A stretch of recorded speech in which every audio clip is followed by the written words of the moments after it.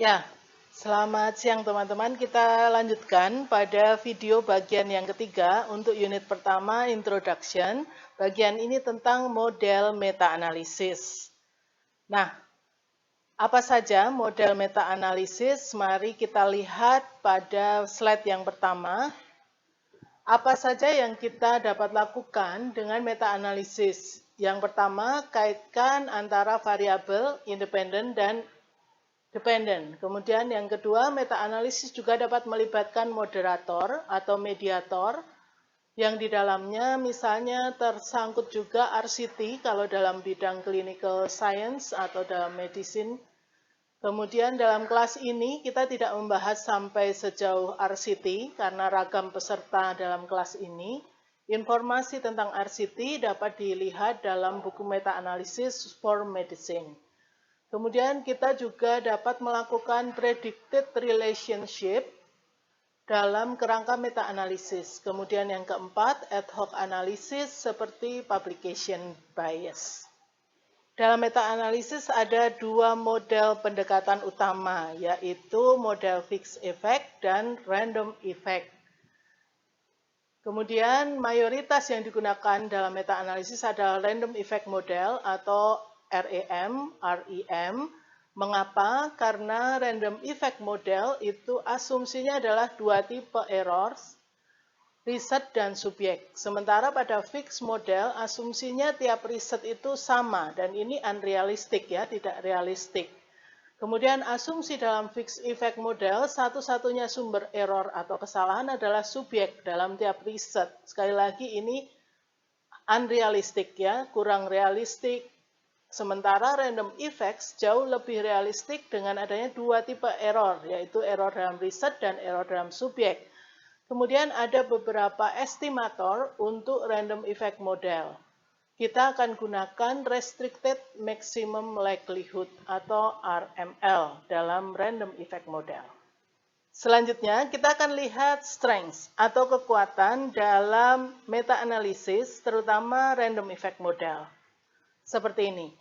Dengan melakukan model effect size dalam meta-analisis, kita dapat menunjukkan kekuatan meta-analisis. Yang pertama, menunjukkan bukti empiris dengan integratif berdasarkan analisis effect size dan p-values setiap studi. Kemudian yang kedua, dapat menguji hubungan antar riset atau antar artikel penelitian. Yang ketiga, perlu dicatat bahwa meta-analisis membantu sintesis, verifikasi, dan modifikasi suatu teori. Tetapi, harus dicatat meta-analisis tidak dapat menggantikan systematic review. Kemudian yang keempat, sensitivity analysis. Meta-analisis memiliki kekuatan dalam sensitivity analysis dalam hal identifikasi publication bias atau bias publikasi yang cukup problematik bila tidak ada unpublished article. Nah, ini akan dibahas di unit 2 saat kita mempelajari literature searching. Kemudian kita juga akan mengusulkan missing studies jika ada publication bias. Seperti itu. Sementara itu, selain ada kekuatan, juga ada kemudian kelemahan. Kelemahan meta-analisis atau weaknesses.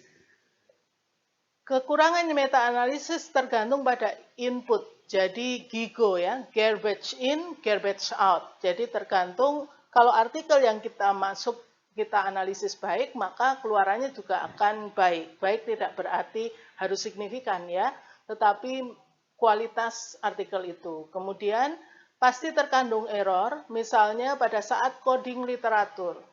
Kemudian keterbatasan analisis moderator. Artikel tidak seluruhnya memberikan informasi yang sama. Kadangkala ada missing data. Nah, ini akan menyebabkan keterbatasan analisis kita. Demikian juga software yang berbeda dapat memberikan hasil yang berbeda. Ini merupakan kelemahan atau keterbatasan penelitian. Kemudian adanya potensi systematic error. Misalnya membandingkan apel dan jeruk, dua buah yang berbeda gitu ya. Kemudian mengambil data MINS dan SD yang sama kelirunya dalam tiap artikel pada saat coding literatur, sehingga kekeliruan itu menjadi systematic error. Yang terakhir, kemungkinan tidak adekuat, misalnya pada studi yang sifatnya kumulatif, akumulasi manajemen misalnya pada studi manajemen, ini menjadi tidak adekuat.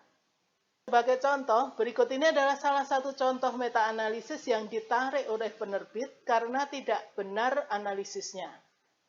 Berikutnya, setelah mengenal meta-analisis dan systematic review dan menyinggung sedikit tentang publication bias, maka mari kita lihat protokol seperti apa yang diperlukan untuk melakukan meta-analisis dengan baik.